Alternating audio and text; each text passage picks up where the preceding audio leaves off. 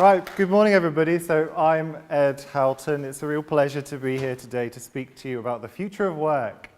Now many of you are probably on LinkedIn every day and see an article, probably every 2 minutes, on what is the future of work, what does it all mean, how is it going to impact us and our jobs. And today what I'd like to do is to talk to you a little bit more about some of the evidence behind how work is changing and how we think there are different opportunities and risks facing different professions in the world of work. And what that means is stepping back and being fairly critical of some of the, hearsay that you may hear about how work is changing, some of the challenges that we're hearing, often not from a place of evidence. And so today what I'd like to do is share some of that evidence with you and to talk a bit more about what we're seeing changing, particularly from an HR and an engagement perspective. So what does the world look like and feel like for our employees? Now, you can probably recognize some of these that I've shown on the screen here as significant issues that have occurred in the recent past. Big challenges facing organizations in the UK, often because of significant workforce risks. And what we're seeing happening more and more frequently, particularly around governance, is workforce issues are not being taken seriously or undertaken by organizations in a meaningful way. So risks, particularly around employee engagement and satisfaction, but also in clear areas of HR practice, are not being effectively managed. And what that means is in our organizations, there are huge reputational challenges to us as our businesses thrive and grow, but also, probably more importantly, to our employees. So what does it feel like to work in these organizations? It's becoming more apparent that employees are dissatisfied, disengaged, and often unhealthy in their workplaces. And some of these examples show that really at the darker end of where governance is going wrong, there are real risks for our workforce. And so we have to face up to these risks and understand why these risks are occurring. So I'd like to start really by asking a few questions of you. So let's play Guess the Year of this quote. So here's a quote about the future of work. Any guesses on what year this was said? And if you want to do who said it? 1910. 1910, yeah. So this one was close. So President of the Roosevelt Foundation, 1922. Here's another one. Any takers? 1923. Oh, so that was 1932, that was Herbert Hoover. And this one, I quite like this one. 1850. Very close, 1850. So, this one I like because it poses this idea of the future of work. It also says that the future of work in this context, this is about child labour, it says that in this context there are some things that are acceptable, child labour, and isn't it terrible that automation is coming along to remove the issue of child labour? So automation is changing the world of work, but it has been doing that for millennia. It's been doing that again and again, the way that we've invented and created and innovated practices in our workplaces has always happened. It's not a new thing. It just feels quite new for us because it seems to be talked about a lot. And there are quite a few speakers and books out there that challenge us, but also don't challenge us in our thinking around this. And what we're trying to do is to bring some sense to this debate about what the world of work is looking like. So what I want to do today in the next 15 or so minutes is to talk a little bit about what's changing and how it's changing, to share some of these ideas with you about the risks associated with it, and how we can up our people practices as managers and as HR practitioners to engage people in this changing world of work. Now, to look at some of the data, it's useful to see what work feels like for employees today. So here we have a graph of satisfaction for UK workers. You can see here there are a couple of interesting dips, one around the time of the financial crisis, and another interestingly around the time of the Brexit vote. But pretty much we see it as a fairly stable level of satisfaction. So we're workers that in our survey, this is one of our surveys that we conducted, fairly stable levels of satisfaction with their work. We also ask questions about how this looks in terms of engagement and well-being and whether or not people intend to leave their jobs. And although this is cross-sectional, it does tell us that in essence, people are fairly satisfied with their work. Many people do feel engaged. Many people do feel healthy in the workplace, but that doesn't mean that there aren't at the extremities real challenges facing some of our workforce. So these are some of the challenges that I've recognized in my reading, and there are some really good books out there about what is changing in the world of work. And one of the reports that I really draw on is here. It talks about some of the risks, some of the opportunities, and some of the ways that we're framing work from different actors. So different ways that things are being shaped and how those actors are responding. And the one that I draw your view to here is the one around ethical impact.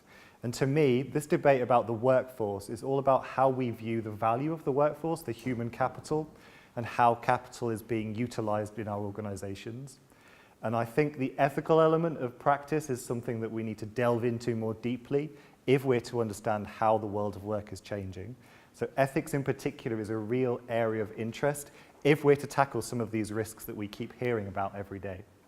So there are two levels to me in this idea of the spectrum of how work is changing. So work appears to be changing at a level of the assignment, so what work is, the actual act or tasks of work. And at one end of the spectrum, we've got this idea of jobs that are collected.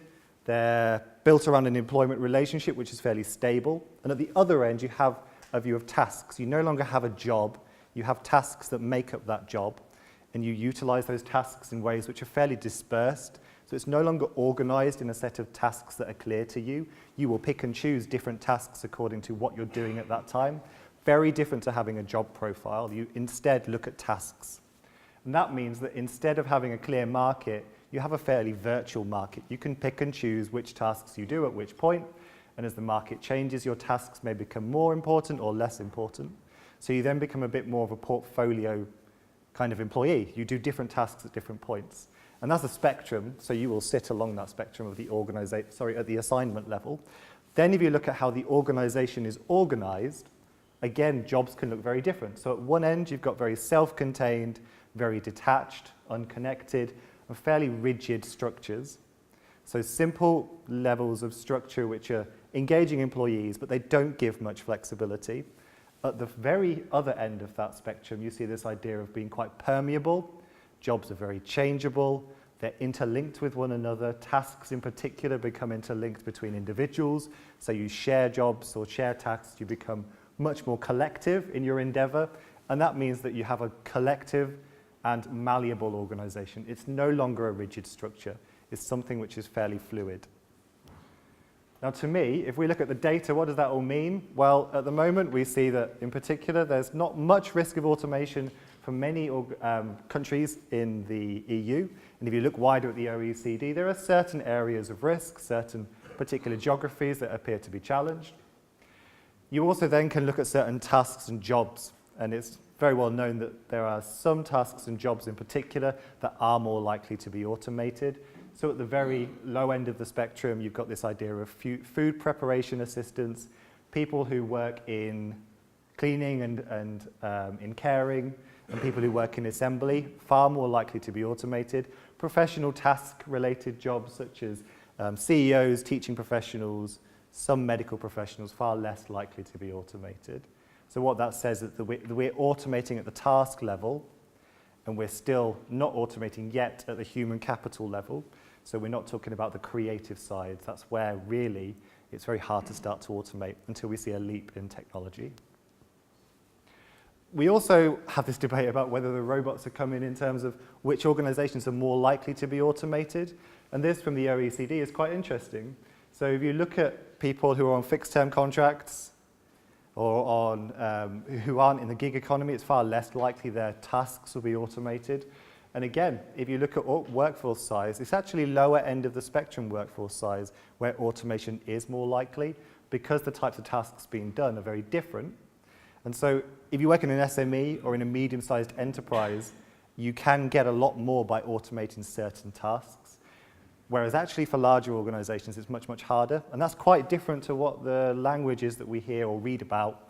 Task automation tends to be heard about as this idea at the high end of the spectrum for large organizations. So OECD data tends to show that actually it's small and medium-sized enterprises at risk of workforce automation. And how this looks in terms of our development, well, it means that actually how we train and learn as employees is changing. And that means we have to think a little bit more critically about the way we develop our skills and how we build our own confidence and capability in our professional practice. So there are areas, particularly with around automation, where we see impact in different ways. And in particular, skills and learning are areas that could be fairly automated, but you will still need some level of engagement with people.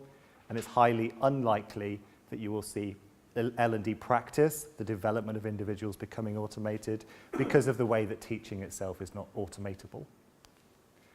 So in terms of how we predict the future, this means that there are certain scenarios. I won't go into these in too much detail. We don't have enough time. But what we did in our most recent research in the future of work is we looked at a number of scenarios. And we said, how will these scenarios play out for workforce in different organizations? And what could the outcomes be at the organizational level and the HR practice level? So the first scenario we have is pretty much similar to what we have today. It's this idea of a divided labor market, scarce opportunity to grow, organizations unable to counter inequality in the workplace. So you see real risks around gender pay, etc. And you also see less opportunity for people to move fairly fixed, fairly rigid organizations. I would say this is the today scenario. And in this today scenario, we see this opportunity changing. And you'll get these slides afterwards, but what I would say here is that HR pretty much sits in a very similar kind of position that it's in today. It's operating to enable financial stakeholders to gain performance and productivity, but it isn't doing enough for employees in terms of engagement and motivation. It's not countering some of those risks in the organization, and it's not challenging some of the issues we see around productivity and culture. So how are we linking culture and development through to performance and productivity? It also means that we have a fairly structured operational alignment with our stakeholders, so they see and know what we're doing, but they have quite a lot of ownership over us. So there's very little autonomy for individuals in this system. It's a very rigid system. And there are a lot of risks associated with that because all you're ever doing is looking to productivity as the outcome. And we would say, in terms of mutual gains, productivity is an important outcome, but engagement and well-being for individual employees is another important outcome. So there are two outcomes to come from this relationship. This particular scenario says productivity is the most important. The second scenario is if we have increased government scrutiny, we see regulation increasing, we see far less opportunity for organizations to mold themselves without engaging within the regulatory frameworks. So there's far less opportunity for innovation, but you see more security entering the workplace and the employment market. So this idea of the gig economy, this particular scenario says, well, actually, the gig economy will be far more regulated. And what that does is it changes the flexibility relationship that individual employees have, or the flexibility of the relationship employees have with the workplace. And in this particular scenario, you see active partnerships occurring, you see people becoming more autonomous, there's more opportunity to create their jobs and tasks, they're thinking more fluidly about where they see their careers developing. The organizational structure becomes flatter, but that means there's less opportunity for the organization to counter some of the significant risks. And there are big issues there if you are thinking long-term. This is a very medium-term view of the employee relationship and value from the employee relationship. And finally, this is, I guess, one of the scenarios that we're really looking to aim for, is this idea that we bring the relationship of work down to the employer level, and we think about collaboration and focus on productivity and well-being as the outcomes. And this has a very different requirement for the HR profession, and it has a very different requirement for directors in organizations, because in this organization, you're talking about significant collaboration, flatter structures, technology integration, the opportunities for line managers to be empowered to do a lot more. And this, I think, is the real opportunity for HR in particular, but also other professions, in engaging line managers to take on the opportunity to become far more engaged in development of their workforce. And line managers, I think, hold the key in this particular scenario. We also see that there are different priorities at this level. So you'll see that tech is there to engage and support and integrate with tasks as opposed to automate tasks entirely. And in this particular theme, it's all about employee engagement at the individual level and inclusion. Inclusion of people who have been disengaged from work or because of significant issues that organizations face, they haven't been able to integrate different people into their workplaces. So structural issues that may be preventing people from entering work are destroyed by this particular view because it's all about inclusion and engagement. So this to me is the scenario to aim for, and it's the scenario to enable us to get to this idea of productivity and well-being and engagement, and both are mutual gains that we can achieve. So there are some risks if we don't do this, and those risks if we don't do it particularly are around lack of motivation in the workforce, but also how we, I guess, present the place of work as something that's engaging and healthy for individuals. Work can and should be a really exciting and interesting activity for people. We should want to go to work, we should feel healthy from work, and it should enable us to be able to engage economically within society. So that's a very important outcome, and if we don't look at work in that context, we risk some of these issues occurring. But there are many opportunities, and in particular, we can look to our abilities as directors and as HR practitioners around leadership to help us to get to that scenario. And that means challenging some of the issues that we face in our organizations around engagement and becoming far more integrated across our business between professions. And I see this idea of the system, looking whole system at the organization as crucial because we think differently about the role of employees in that system if we start to include their voices in our debates. So inclusion is a highly important part of this particular scenario. So how do we get there as an HR profession? So of you HR professionals in the room, we've been doing a lot of thinking about how we structure HR to get there. And here are some of the practices and ideas that we want to develop as HR professionals to serve our organizations more effectively. To us, we see HR becoming far more specialist and expert, so it understands a lot more of the role of employees and human capital in outcomes of the organization. It's also far more aligned to the business, but that doesn't mean it does everything the business requires all of the time. Sometimes HR has to challenge, and that's where we see HR's role being highly effective by challenging some of the productivity-driven decisions. Because if we only ever think from a perspective of serving financial stakeholders, that's where you get into some of that mess that I showed you at the start of the presentation. So some of those corporate governance people risks occurred because people took their eye off the ball of what it means for human capital and for employees. So it's important HR is there to serve and help, but also to challenge. And challenge is a really important part of the profession. And finally, I think it's really important that HR is thinking about solutions. So it's serving the business, thinking outcomes. Everything has to be about evidence-based, what works, and how can we create long-term outcomes from our investments in our workforce. So outcomes focus is key. And to me, there are some barriers that we can face in together if we think about this across a business. So HR can't solve these issues itself. It has to work with its professional, functional colleagues. So breaking down silos, becoming far more integrated into the business, and challenging some of the perceptions that the profession has. So making sure that those who see HR potentially as blockers or tick box, actually being engaged far more in these debates and shown that HR is thinking about these long-term opportunities for organizations if they think about their workforce. And to me, the reputation is something that we can face into as a profession and help our colleagues across the business see the value that we add. So to get there, there's a future operating model that we see. We started off fairly subservient, delivering value for financial stakeholders. And then around the 1990s, this idea of the mutual gains came into view. So employees and productivity. So soon after 1980s and the boom of the 1980s around productivity and financialization of the markets, there was this idea then that it's not just about financial outcomes, it's also about workforce outcomes.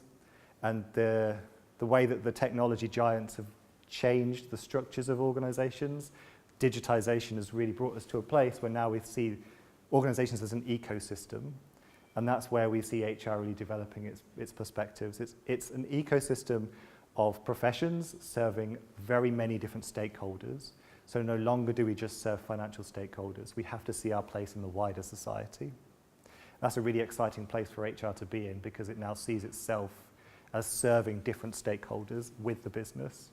So those communities that our organizations operate in, the communities in which our employees work, they become our stakeholders. And that's a really great opportunity for the profession. So to kind of start to summarize, there are, I guess, some ways that we can start to think about how HR is changing. And in the future, I think it's important that we think about sustainability and digitization to get us to that future of work. We think far more about career planning for our workers, our employees. And we start to design work as opposed to let work design our organizations. We think about what work looks like and what we want it to look like. It's a far more engaged view of how work is being structured in our organizations. So we think about creating workplaces and work for our employees. And that's a different mentality to what I think has existed in those historical views of HR. And finally, I guess it's about creating opportunities. We should be thinking about what HR is adding for employees, the value that it gets or employees get from engaging with HR practices. And that comes down to the line manager. How can line managers be enabled to talk a lot more about the value of work and to develop their workers? So if you are working in the HR profession at the moment, if you're working alongside HR professionals, this is our emerging framework of how practice is changing. And we see external partnership with stakeholders across the business and outside the business as crucial. And in our emerging standards framework that is coming out in November, you'll see a lot more about how the profession is changing for our senior stakeholders within the business and how we're also serving those external stakeholders. And there are great opportunities for HR professionals to engage with a much wider audience and a senior audience about some of these issues. And if we think about our capabilities in each of these areas around the hexagon in the middle, you'll see that there are great spaces that HR traditionally hasn't looked into in great detail. So the digital workplace in particular. So people entering the profession now have a lot more opportunity to think about how digital workplaces can be created and what that means for employment. So how does that change our contract? How does it change our psychological contract with work? How do we think about tasks and jobs differently? So people who are disengaged from work today feel more engaged in the future. And to me, these are all the opportunities that the future of work presents, and that the future of work isn't about the negative view of automation. It's much more about engagement of employees and inclusion of employees in the world of work that they want to create. And it's all about the opportunity of creating work together. So thank you very much. I'll obviously be joining the panel later for any questions that you may have. But if you want to get in touch and talk more about our research, please do. But thank you very much for your time. Thank you.